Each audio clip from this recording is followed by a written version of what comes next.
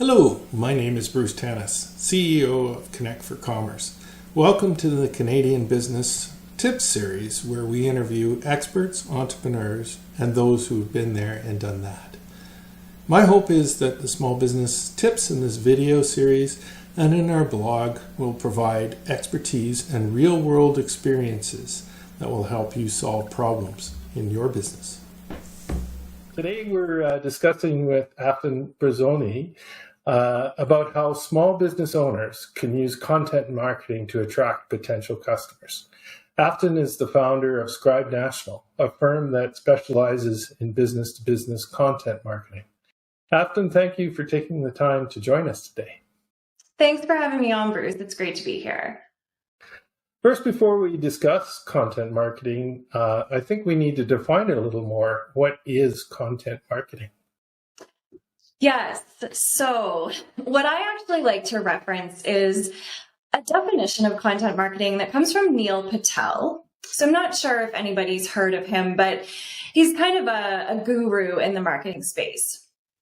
And basically, he describes it as a marketing tactic that's intended to build relationships. And so you build these relationships by producing content, which could be anything from blog posts to e-newsletters to customer stories, what have you.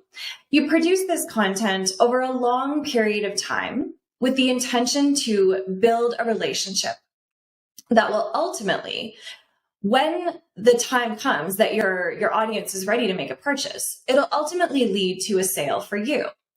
And so the difference between something like content marketing and what we might think of as traditional marketing or outbound marketing is that it really focuses on a two-way relationship. So I'll give you an example. When you are advertising for your business, which of course, is something that we all need to do, something that I do for my own business, that's a little bit more of a one-way thing. Whereas when you're doing content marketing, the focus is really about that relationship building and what your audience is ultimately going to get out of that. Typically, pieces of content marketing, so to speak, tend to be educational. They tend to be highly engaging, conversational, anything along those lines. So I would highly encourage everybody to check out Neil Patel. He's a fantastic entrepreneur, has a few great websites, and you can really dig into sort of what it all means. But I am really glad you started with that, Bruce, because I think sometimes people aren't totally sure what content marketing is, and when we just launch into it, it isn't all that helpful. So hopefully that kind of begins to give folks a picture of what it is. So I think what I got out of that was, advertising is here's who we are and what we do. Yeah. Whether content marketing is, here's some information about what we do or how we do it so that you can learn more about whatever it is. So if you're a plumber, maybe it's about, plumbing in some way, shape, or form as opposed to the actual business. Yeah. Is that sort of... That's absolutely true. And the reason for that, and what I always like to kind of explain to clients, is that someone can't buy from you if they're not, fully aware of what you're offering and why it would be beneficial to them. There's a business coach that I've worked with. Her name is Eleanor Beaton. She's fantastic. She describes it as someone being problem aware. So you're not going to make a sale to somebody who isn't problem aware because they don't know that they need the product or service. And I don't want people to think of that in a negative sense. It's not that with content marketing, we're trying to make people think they have all these problems or force them into buying from us or anything like that. But it goes back to that education piece. And it's exactly what you said. So it could be a plumber. It could be, any other type of service-based business. It does work for product-based businesses as well, but it's typically, my clients tend to be service-based business owners. So really you are educating your audience on the topic. Like you said, not just directly your business, but the topic as a whole and why those services would benefit them. And I think in a way you're setting yourself up as an expert in whatever Absolutely. that happens to be. Yeah, absolutely. So how does content marketing fit into a small business's overall marketing plans? So what I would say is going back to that outbound and inbound marketing. So you really need both. Obviously, both you and I know the importance of advertising. I think that, there's nothing that beats sometimes getting yourself out there with a good ad to show what promotions you have going on, kind of who you are, especially if you're new entering the market. So those things are important, those outbound things. But the way content marketing fits into a business's overall marketing plan is to give them that inbound funnel where they're going to be able to nurture leads, where they're going to be able to build strong relationships. There's something that's often talked about in marketing: know, like, and trust. So I didn't make this up, but I say it a lot because it's true. Content marketing helps people get to know you, get to like what you're doing, like what your company's putting out there, build brand affinity, so to speak, and obviously then trust you, because sometimes you can't necessarily accomplish that with an ad alone or with short social media posts alone. They don't give the full picture. And so what I love about content marketing and what works so well for people is when they're taking the time to show up with either a consistent video series or a podcast, like something like you're doing, or showing up with consistent blog posts, content that delivers value to their audience on a consistent basis, to say, hey, it's not just about, we want you to buy from us. It's about, we actually want to help give you some more knowledge, to help improve your life in terms of whatever challenge you're facing in this area. When I look at your website, for example, it's really educational. If somebody wants to find an answer to a question about buying or selling their business, they know that they can go to you as an expert. And so it is an essential pillar to an overall marketing plan for that reason. I think, just in the way you were describing it, it's kind of where advertising is hunting, and finding that person at the right moment. Content marketing seems to be more like gardening, in the sense that you're planting the seed and you're hoping that the customer will grow out of that. Yes. I've actually never heard that before, and I absolutely love that. That's exactly what it's like. Yeah. So most small business owners are busy running their businesses. And, as a result, they have to manage their time resources effectively, including the marketing of the business. Generally, what types of content marketing provides the best return on their time and money invested? Mm-hmm. So I think the most important thing to do to make sure that your efforts are worthwhile and that you're getting a good ROI is to have a content strategy in place first. Because as you said, a business owner's time is precious. And so if you don't start up front with a strategy that ensures that you're going to be saying the right messages to the right people on the right platforms consistently and in a way that fosters conversions, really, whatever you want that conversion to be, whether it's download this ebook, whether it's sign up for an email list, sign up for a webinar. Your goals are going to be different, of course, depending on your business and depending on what you're doing at that time. But I think in terms of ROI, you really need a content strategy before you do anything else, because if you don't have one and you get into blogging and it's kind of piecemeal and it's, oh, well, this idea popped into my head today, let's write a blog post about this today. And then maybe you don't do anything for a couple of months, maybe you write another one a few months later, you're posting sporadically on social media. I don't want to say that those efforts are wasted, but you're really risking those efforts be squandered. And I just don't think, there's not enough time to go around for business owners to be risking their marketing efforts being squandered. So when you have a content strategy in place, it ensures that everything you're doing is intentional and it increases the effectiveness of your marketing. I do want to say another thing on ROI for content marketing. And that is just that, again, as I briefly mentioned, it does depend on your goals. So if you want to increase organic traffic to your website, for example, the best activity you can be doing in that case is to be blogging. And again, to be blogging with a strategy in place. Otherwise, who knows what results you're going to get.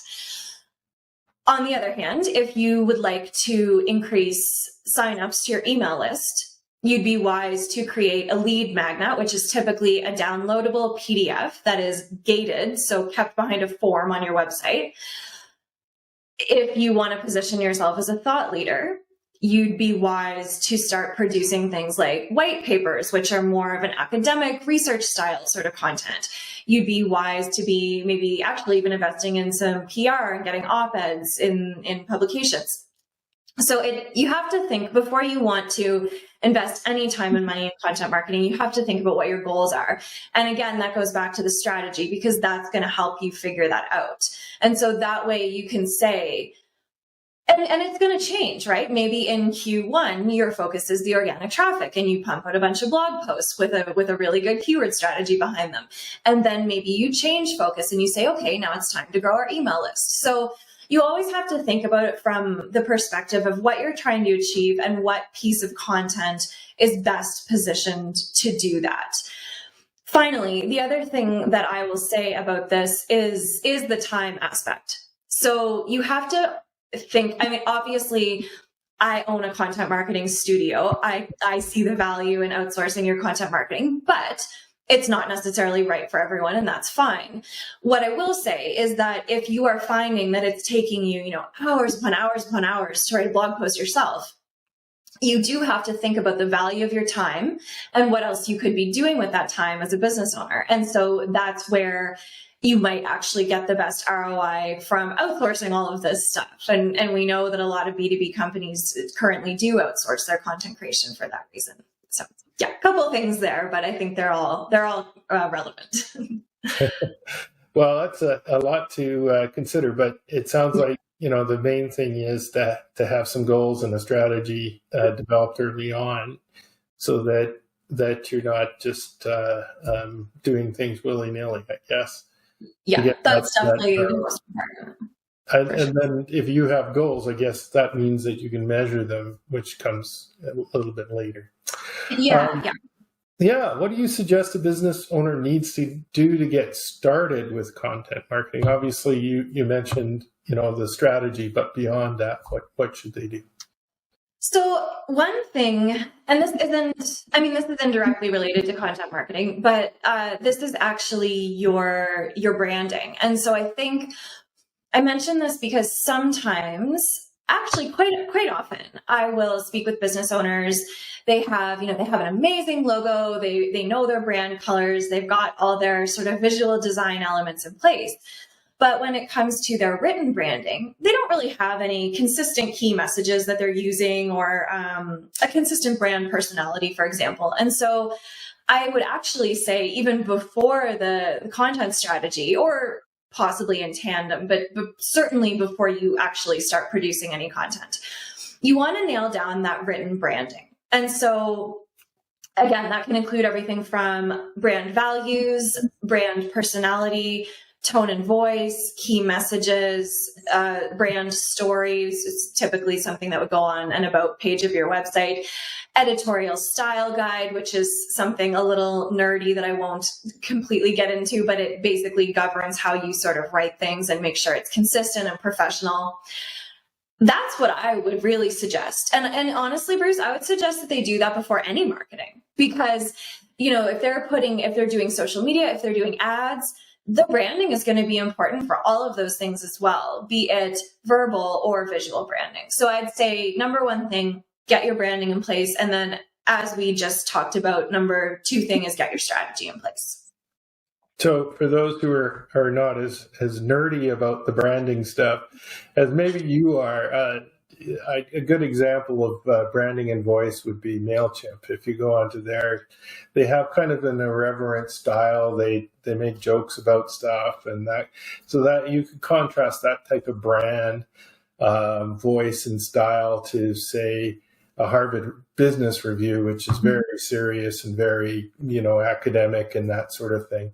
And so it's just finding that voice. Where do you belong? So it doesn't have to be super complex. I mean, it's nice when you've got it all spelled out, but it's just because you have a bunch of different people writing for you, whether that be your advertising people, your content people, whether that's you personally or somebody else, and you need to kind of stay within your brand voice, which is something that's been quite helpful.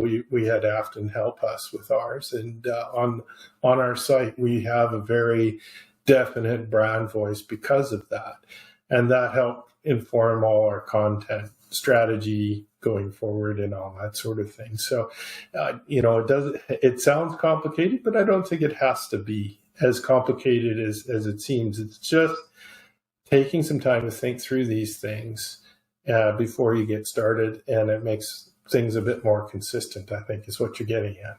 Absolutely. Yeah. Everything you said, I completely agree. And the other thing I'd say on the voice and the branding is that when you do that, and it's a really fun exercise to do, but you're doing all of those things thinking, well, what's going to resonate with my audience? And so you're just setting yourself up for success the more you plan those things. So, we've done a little bit of the pre-planning and that kind of thing. And I know I'm several months into this content marketing thing, and some days I'm just I flounder for topics when I'm thinking of next month or the month after. Do you have any suggestions how to generate good topics for a blog or social media? Yes. So again, I just mentioned your audience. So you want to generate topics that your audience wants to read. And so a couple of ways you can do that. There are social listening tools. So that's actual software. I don't know, the total ins and outs of that. I'm not going to suggest anything where you have to spend a fortune. There probably are free trials and free versions of things like that. Essentially, it allows you to listen to conversations that are happening online in your industry and just really streamlines the process for you and makes it more efficient. You can also do that on your own. So you can do your own social listening on LinkedIn, for example. You can join industry groups. You can ask questions in those groups. I think sometimes it gets a little lost on us, and even myself, I have to admit, social media is meant to be social. And so you go on there, ask questions of your audience, find out what people are talking about. Like, as much as I love planning, I think that sometimes there might be like this burning topic that just needs to be addressed. So for example, I have my content calendar for the year completely planned out. I know every blog post I'm going to write, every video I'm going to do. But I kept having conversations with people in sales meetings, with clients. And this question kept coming up of like, do people actually read anymore? And so anytime you are finding that there's a topic about your industry or about your business that people keep asking you about, it's time to put out content about that. So I wrote a blog post, of course, that talked about how actually long form content, so 2,000 words and up, is actually the best driver for organic traffic, and that 77% of internet users still read blogs, and that, they spend 3 times longer with them than they do with emails. But so yes, go back to that. What questions do you get asked all the time about your business? What are the main challenges that your target audience has? Every single one of those challenges, write a blog post about it, produce a video about it. What are the main success stories that people have found from working with you? Or if your business is new, what are the typical successes that people do experience when they work with a consultant in your industry? If you don't have your own stories to put out yet, you can draw on statistics. I love statistics. They can really tell a strong story. I mean, obviously you want to make it a story, but don't shy away from using stats. Yes. So challenges, successes, questions you often get asked, hesitations. So if you have either a perceived one that you're worried about and you think it's going to be a problem, or if people have expressed hesitations from buying from you, hesitations around buying from you for a certain reason, that's another great content topic. So those are kind of some of the main ones. Again, use social listening tools. be active in industry groups. And then the last thing I'll say is keyword research. And this is a bit more technical. And if this is something that, you don't really have time, or you don't really feel like wrapping your head around, getting a consultant, a service provider who does keyword research for you is very effective, because you can then literally see how popular, how many people essentially are searching for a keyword. So in my case, like, what is content marketing would be a great blog post topic. People are searching for that. So those are many different ways. And again, it's also like, don't discount hopping on a Zoom call and having a good old fashioned brainstorm with your team as well, because that's another really fun way. You don't want to ever be in a vacuum. You want to get other people's ideas and think about what topics people on your team think are a good idea. Great. So once an owner gets going with content marketing, how would you suggest they evaluate how the marketing program is doing, the content marketing program is doing?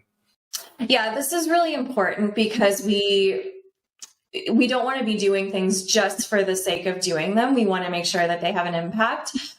One thing I will say is that content marketing, because it is an organic, and so what I mean by that is non-paid.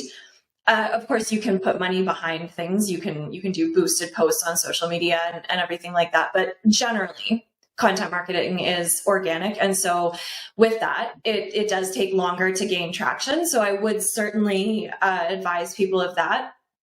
So it's like the gardening again, right? The gardening, exactly. You're not going to see a full plant right away.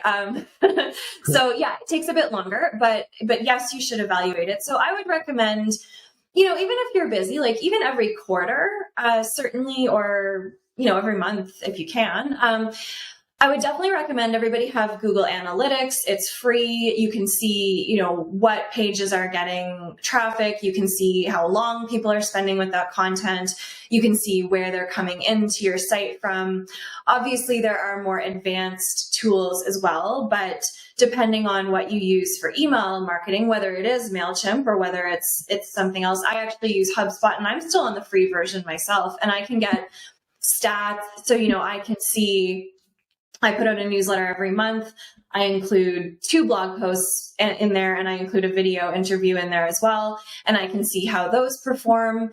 And sometimes it can be helpful to pull up and do kind of a bird's eye view of the year and pull out some themes. So if people are really responding to your how-to content, for example, then maybe you put a little bit more focus on that. If something is just really tanking, might want to put that to the side. But you can also just have fun with it. Like, I don't want anyone to get too worked up over this, but it is important to evaluate. And I think it's try to make time for it, and it will help you in the end make smarter business decisions. So just for those who don't understand it, so there's 2 sides of that content. There's the side that attracts people directly for that content, but there's also the fact that because you have content with the keywords in it, that also helps your ranking in Google on those particular items overall, as well, your overall site on Google, because you've built up an authority. And you probably will get some, if you do it well, you'll get some links from maybe industry sites and other folks in the industry, and that will help your ranking as well. So, you need to look both at the immediate results, like you're saying, Afton, with how many people are looking at one particular blog post, but you also, I think, need to think about how does those blog posts as a group help your overall website presence in your marketplace. Absolutely. Yeah, I totally agree. And I guess the other thing I'll quickly say is your social media, and just see, and you may have a scheduling tool that offers you some reporting.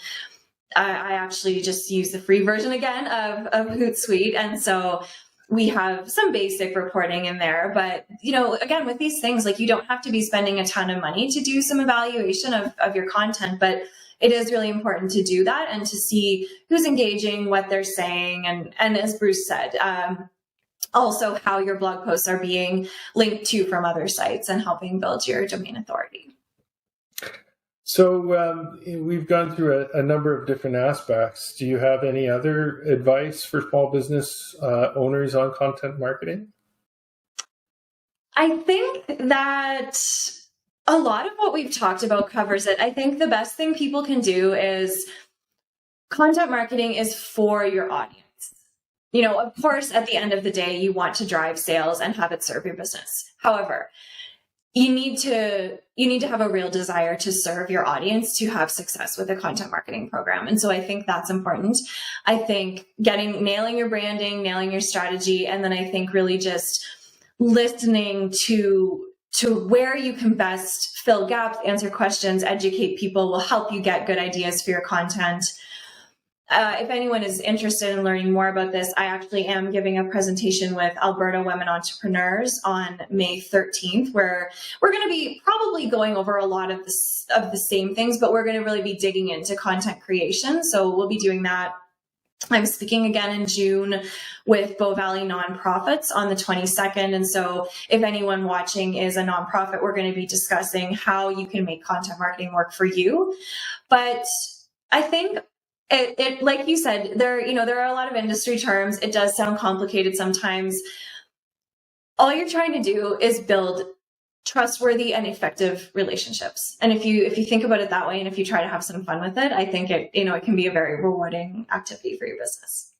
I was kind of taking away from the earlier part of your comments there that maybe as people think about their sales funnel, where content marketing belongs. If I think about it, it's at the awareness level and at the loyalty level. Does that seem more appropriate? And the sale is more on the business development and an advertisement side of things, or what do you think? I would say it depends on the piece of content, actually. So, for example, you can have blog posts that are both at the awareness, at the education, and again, at the customer retention level. You can have ebooks tend to be more top of funnel content, whereas white papers tend to be getting towards the bottom of the funnel. And then customer stories are actually an excellent sales tool. So those can be very, very helpful for sales enablement. So I would consider those to be bottom of the funnel content. And then even within your email marketing, depending on what the actual content of your email is, it can sometimes, like if you're trying to sell somebody right into a program that you offer, it can certainly be bottom of the funnel. But I think that's the beauty of it, but also what does make it complicated is that it can serve purposes at all types, all aspects of the funnel. And, in a lot of the companies I work with, some larger tech companies, we're seeing a lot of really strong collaboration between marketing and sales. So I think nowadays, content marketing and sales are becoming very intertwined. And again, it's because content marketing is about relationships. Sales is about relationships. And so I think we're really seeing those two things work together. So I guess the takeaway is when you do your strategy, you need to cover off those bases. Early information, things that would help make that conversion, and then the loyalty pieces as you develop out your content strategy and your blog posting as you go. Yeah, absolutely. So if somebody's interested in learning a little bit more about content marketing, how do they get a hold of you? So they can go to scribenational.ca to learn about our team, learn about our services, and read some blogs, of course. And then we are on Facebook and LinkedIn as well at Scribe National. I am on Instagram as well at Afton Brazzoni, and that's sort of a mix between a personal and business account. So you may see some photos of my dogs, but I think that's okay. But yes, we are active on social media, and we do encourage anybody, like if you ever have questions, there's a contact form on our website, or you can even just email me. It's afton@scribenational.ca. Well, thanks so much, Afton. We've been talking with Afton Brazzoni from Scribe National today about content marketing for small business. Thank you for sharing your insights, Afton, and your expertise with our viewers. Thanks so much for having me on, Bruce. And thank you for joining us today. To connect with experts to buy or sell business equipment, lease space, or learn more about growing your business, please check out our website at connectforcommerce.ca.